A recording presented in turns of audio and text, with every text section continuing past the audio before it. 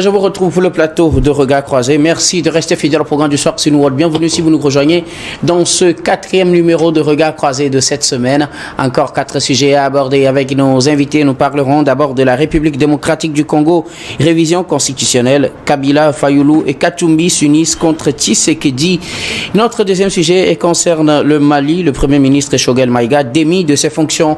Troisième sujet, nous parlerons du Sénégal. Quelle gouvernance après le raz-de-marée électoral? Ce sera notre interrogation. Puis nous terminerons bien évidemment par le Togo. Ceux qui vous disent que nous retournerons à la Constitution de 92 vous mènent en bateau. Une déclaration de Sénat et puis que nous allons analyser avec nos invités en plateau avec nous. Et pour en parler ce soir, 3 invités dans ce studio avec moi. L'équipe du jeudi est au grand complet. Robert Kossigan à côté, vous êtes analyste politique et président de l'AJD. Bonsoir Robert et bienvenue. Bonsoir docteur, bonsoir à tous les téléspectateurs de Niveau TV de Par le Monde. Je voudrais faire un coucou spécial à M. Zakari, conseiller communal à Yoto 2. Je profite aussi pour saluer M. Agama Maïkou depuis Klikame, de Foukoun, au nord de Lomé. Merci beaucoup. Voilà. À vous Robert Kossigan à côté d'avoir répondu à notre invitation.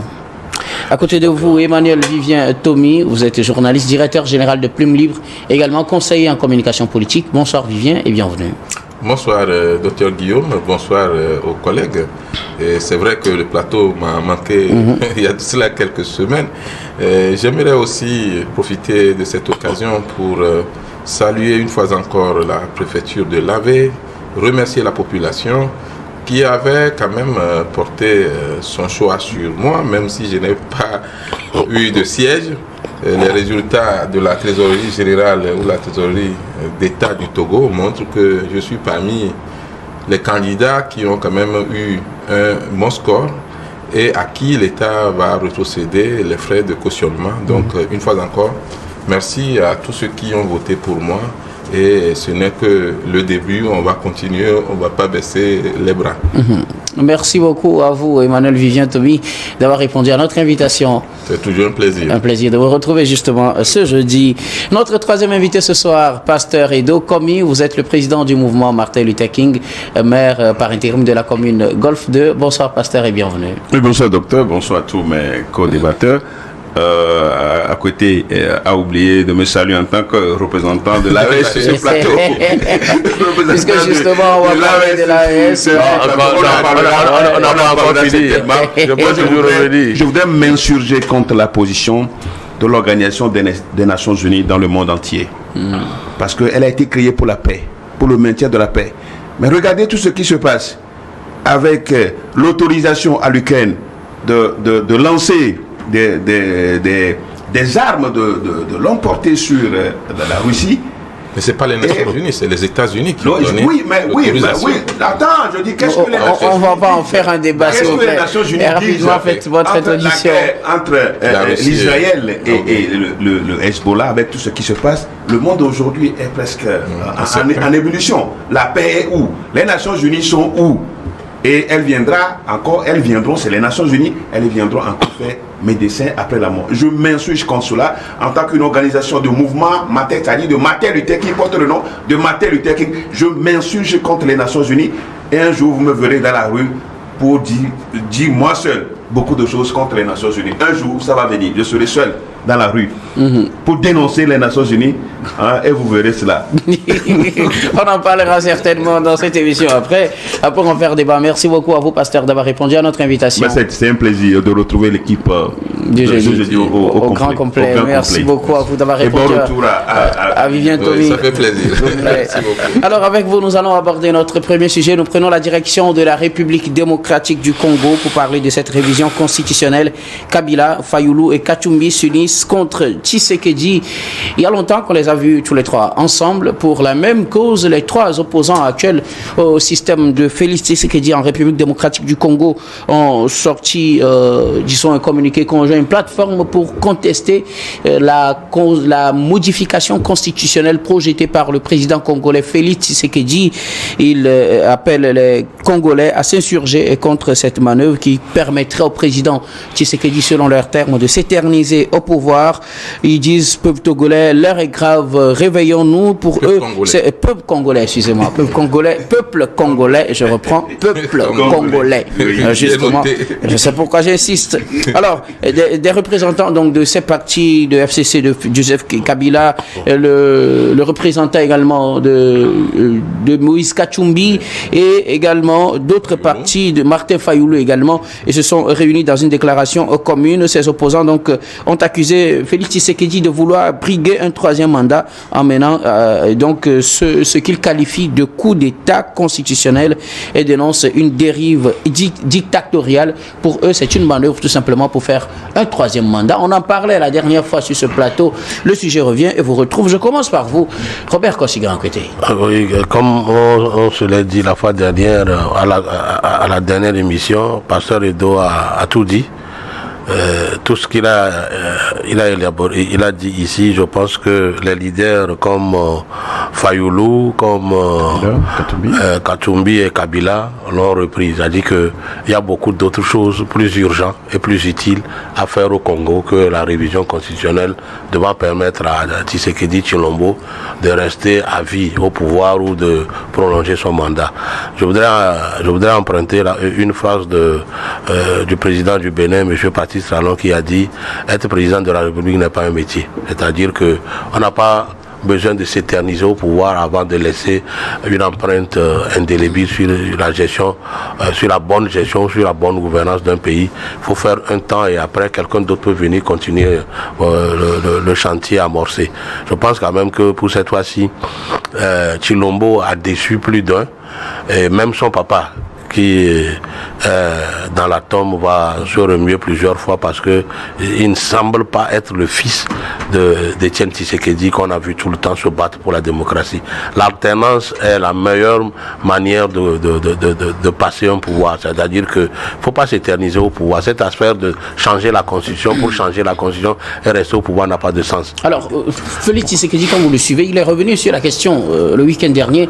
Pour lui, ce n'est pas pour s'éterniser au pouvoir, ce n'est même pas pour faire un troisième mandat, c'est parce que la situation actuelle l'exige. La constitution actuelle de la République démocratique du Congo ne répond plus aux réalités. C'est une constitution plutôt qui aurait été imposée d'une certaine manière aux Congolais et qui ne répond plus. Il n'accepte pas qu'on dise quelque part à l'article 217 qu'on peut céder une partie du territoire à des pays voisins pour des faits de paix. Et donc, il fait changer la constitution, sauf qu'il ne dit pas que c'est le seul article qui va changer. Donc, pour faire montre de bonne foi, il va falloir que, même s'il faut ajuster la constitution, il peut l'ajuster tout en partant, comme l'a fait Patrice Talon, qui avait la majorité, mais a plutôt mis un verrou pour ne plus se représenter. Il peut le faire pour que le prochain président puisse avoir le temps nécessaire pour déployer son programme politique. Parce qu'aujourd'hui, ce qui est plus urgent au Congo, c'est régler le problème de l'Est et de trouver alors les solutions pour les infrastructures routières, l'eau, l'électricité et revoir les salaires des gens. Il ne suffit pas de faire de beaux salaires pour les députés et que la classe ouvrière, ceux qui sont, même les Congolais qui sont dans le public ou le privé, manquent de quoi alors se nourrir. C'est pas bien. Donc moi j'ai dit, le Congo qui est vachement béni, catastrophiquement béni, ne peut pas alors rester dans cette condition et que Tshisekedi va vouloir alors prolonger son mandat. Ce n'est pas en prolongeant son mandat qu'il va faire quelque chose d'extraordinaire, non. Il peut aussi toucher la constitution, la corriger et partir. Ce serait parti par la grande porte. Donc moi j'ai dit que Kabila, qui a voulu le faire et que lui, Tshisekedi, l'a combattu, ne le laisse pas le temps. Il faudrait que lui aussi passe la main. Il y a d'autres Congolais qui vont venir mieux faire que lui. Il n'a pas seulement... ce n'est pas Tshilombo qui a la science infuse du développement du Congo. Il y en a d'autres. Donc moi j'ai dit, cette histoire-là n'est que pour leurrer les gens et continuer pas à rester au pouvoir, c'est pas bon. Merci beaucoup. À vous, Robert Kossi-Grand-Côté. Alors, Emmanuel Vivien-Tomi, que dites-vous de cette position? Félix Tshisekedi dit que rien ne l'arrêtera, il va faire cette modification constitutionnelle. Pour lui, c'est pour le bien du Congo, régler certains problèmes d'ordre institutionnel et aussi constitutionnel, veiller à ce que la Constitution ne laisse pas des parties du territoire aux mains d'autres pays. C'est pour cela, objectivement, qu'il veut faire une modification constitutionnelle, que tout ce qui se dit, qu'il veut faire un troisième mandat, n'est que des intentions qu'on lui prête. Vous savez, chez nous, les Africains, on utilise beaucoup de proverbes pour démontrer une partie de notre sagesse. Il y a un proverbe qui dit, si tu es en train de piler du foufou pour l'aveugle, il faut de temps en temps faire le bruit pour qu'il sache que tu ne continues pas à piler. Ensuite, quand il y a, comment on dit ça, si il y a un bouc qui appartient à tout le village, ce n'est pas à toi seul de prendre ça pour aller l'émietter dans ta chambre. Tu le fais à la place publique. Alors, qu'est-ce que je veux dire par là? Si tu es sûr que ce que tu veux faire, c'est dans l'intérêt supérieur de la nation congolaise, tu essaies de l'exprimer clairement. Comment l'exprimer? Il faut d'abord garantir aux concitoyens que je ne vais pas me présenter aux élections prochaines, quel que soit le cas. Si tu fais une déclaration sur honneur que je ne me présente pas, quel que soit l'état de la Constitution, et maintenant tu proposes qu'on change la Constitution, parce qu'une Constitution, ce n'est pas non plus la Bible, ce n'est pas le Coran. Une Constitution peut être évolutive, elle peut s'actualiser, elle peut s'adapter. On ne peut pas dire que les réalités de 1992 ou de 1989 correspondent aux réalités de 2024. Et donc, est-ce qu'on peut changer une Constitution? Oui. Mais on change la Constitution dans l'intérêt du peuple. La question se pose, parce que si tu es sûr que c'est dans l'intérêt du peuple, tu dois d'abord convoquer un dialogue politique. Et c'est au cours de ce dialogue politique que la classe politique va s'entendre sur la nécessité de revoir certains articles de la loi fondamentale du pays. Alors aujourd'hui, on sait comment ça se passe. Les présidents qui sont au pouvoir brandissent la nécessité de l'adapter, de l'actualiser, de revoir certaines clauses de la Constitution, mais en réalité, on a envie de s'éterniser au pouvoir. On a envie de verrouiller le système pour que d'autres personnes ne puissent pas venir. Et donc, là, aujourd'hui, M. Tshisekedi déçoit beaucoup de ses concitoyens et beaucoup d'analystes africains, parce que quand vous êtes un fils d'un opposant de cette envergure, M. Tshisekedi Étienne, quand même, c'est un opposant bien respecté. Alors, il faudrait montrer que vous êtes un fils de la démocratie et vous voulez vraiment l'évolution de votre pays. Et oui, pour ces faits, chose bizarre, on voit 3 poids lourds de la politique congolaise qui se mettent ensemble et annoncent des manifestations dans les jours à venir au Congo et dans sa diaspora. Je veux parler de Martin Fayoulou, de Joseph Kabila et aussi de Moïse Katumbi, qui ont sorti un communiqué conjoint pour dire qu'ils s'opposent farouchement à cette idée de modification de la Constitution. Peut-être qu'à quelque chose, on dirait, malheureusement, bon, oui, il a pu les rassembler. En politique, il n'y a jamais. Il n'y a jamais. Les jeux d'alliance, c'est suivant les intérêts d'abord. Ça devrait être les intérêts du peuple. Malheureusement, c'est suivant les intérêts des organisations politiques, des partis politiques. Et si aujourd'hui, on revoit M. Katumbi et puis M. Fayoulou avec M. Kabila ensemble sur un projet, et contre qui? Contre Tshisekedi, qui entre-temps avait eu une alliance avec M. Kabila, ben, on comprend que la politique, elle est vraiment un jeu de chaises et ça change à n'importe quel moment. Au point où les concitoyens ou bien nos compatriotes devaient faire attention. Vous savez, quand vous suivez les politiciens, vous ne savez pas trop là où ils vont vous amener. Aujourd'hui, sur ce point, ces acteurs politiques unissent leur voix pour combattre M. Tshisekedi. Bon, l'avenir nous dira s'ils auront raison de M. Tshisekedi ou non, mais M. Tshisekedi a déjà fait un faux pas. Si tu es sûr que tu ne veux pas te présenter aux élections une fois encore pour faire ton 3e mandat, tu rassures le peuple d'abord en disant: je voudrais bien qu'on change la Constitution, mais je vous garantis que je ne vais pas postuler encore à la présidentielle prochaine. Pasteur Edo, que dire de cette situation? 3 leaders de l'opposition congolaise s'unissent contre Félix Tshisekedi et son projet de modification constitutionnelle. Pour Félix Tshisekedi, c'est pour le bien du Congo, mais pour eux, ils cherchent une occasion pour s'éterniser au pouvoir. Non, l'avenir du Congo semble être incertain et mouvementé si Tshisekedi ne clarifie pas sa position. Qu'est-ce qu'il veut concrètement? Il veut modifier la Constitution. Qu'est-ce que vous voulez encore? Non, sa position. La position par rapport aux articles présidentiels. Au mandat présidentiel. Le mandat présidentiel que les gens veulent porter à 7 ans. Est-ce que le mandat va quitter la durée de 5 ans à 7 ans? Bon, donc tout ça là, il faut qu'il clarifie.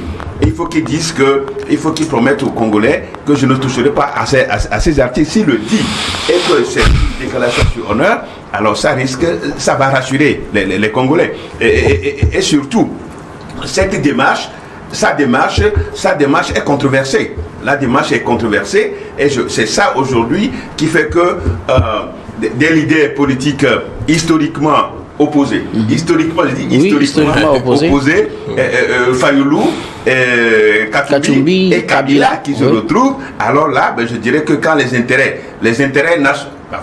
national est en jeu, je dirais, même si... Mais c'est les intérêts des partis. Si l'intérêt des partis, moi je dirais l'intérêt national est en jeu. Ça devrait être national. Alors, rien ne cède que de s'unir pour pouvoir défendre l'intérêt, parce que c'est la Constitution, c'est la loi fondamentale d'un pays, donc il va falloir quand même qu'en Afrique, nous puissions avoir cette culture. Il a dit tout à l'heure, et nous l'avions dit la dernière fois, que le problème des Congolais, ce n'est pas la Constitution. C'est vrai quand même qu'il peut y avoir des articles conflictuels, litigieux, qu'il faut revoir. Mais si c'est l'article portant sur le mandat, alors c'est dit que Tshisekedi a un autre projet. Alors, en clair, pasteur, ce que vous dites, ce n'est pas que vous êtes totalement contre la modification, mais vous êtes contre le fait que cela permette à Tshisekedi de faire un troisième mandat. Je l'avais déjà dit, on se rappelle encore du président ivoirien qui l'avait dit, et il est en train de faire son troisième mandat. Le quatrième mandat va venir, on ne sait pas. Au même moment, quand nous parlons sur des sujets comme ça, alors quand vous écoutez les téléspectateurs, on nous dit que nous, souvent qui intervenons ici, nous ne disons pas réellement ce qui se passe dans notre pays, puisque nous avions révisé notre constitution aussi plusieurs fois déjà. On a déjà parlé du Congo pour le moment. Plusieurs fois déjà, et j'ai écouté à côté dit tout à l'heure que ce n'est pas bon de réviser la constitution. Mais dans son pays, il a oublié que dans son pays, on a révisé la constitution aujourd'hui. Non, pas de nécessité. Pas de nécessité. Pas de nécessité. J'étais passé cette pique. On va revenir sur le sujet. En fait, il faut dire que les téléspectateurs sachent que tous les jours, on a un sujet sur le Togo. Il vaut bien qu'ils suivent les sujets sur le Togo. Pour le moment, parlons du Congo. Pour le moment. Justement, la position de Kabila, de Tshisekedi n'est pas claire. Et donc, ce qui fait qu'aujourd'hui, ces trois poids lourds de la politique congolaise s'allient pour contrecarrer Tshisekedi. Et je crois que quand vous prenez ces trois leaders-là, ça va mouvementer le pays. Ça va mouvementer le pays. Et avec, je l'ai dit, la conférence épiscopale, avec les évêques qui sont là aussi, qui constituent un poids, que vous ne le voulez pas, c'est un poids au Congo. Alors ça risque de tourmenter le pays. Et où est-ce qu'on met la guerre qui est à l'Est? Si à l'interne comme ça, les gens ne peuvent pas s'unir contre l'Est, contre l'invasion, les envahisseurs de l'Est, alors qu'est-ce qu'on va faire? Donc quels seront les risques pour le pays dans les années, dans les mois à venir? C'est ce qu'il attend. Mais Tshisekedi doit clarifier sa position, dire qu'il ne se présentera pas, et il ne fera pas plus de 2 mandats, il ne va pas allonger la durée du mandat présidentiel de 5 à 7 ans, et s'il le dit, une chose est de dire, une chose est aussi de faire, parce que les gens ont dit, mais ont trahi leur propre déclaration, que ça ne soit pas... Pour éviter la guerre au pays. Le Congo n'a pas besoin de ça. Les Congolais veulent manger, les Congolais veulent aller à l'école, les Congolais veulent se faire soigner, c'est ça. Mais s'il y a des articles litigieux qui ne permettent pas, qu'il faut adapter aux réalités modernes, on peut le faire. Ça, ce n'est pas un péché. Mais qu'on ne touche pas les articles qui traitent le mandat présidentiel et sa durée. Merci beaucoup à vous tous pour vos contributions. Nous allons marquer la première pause, puis on reviendra tout à l'heure pour la suite de cette émission.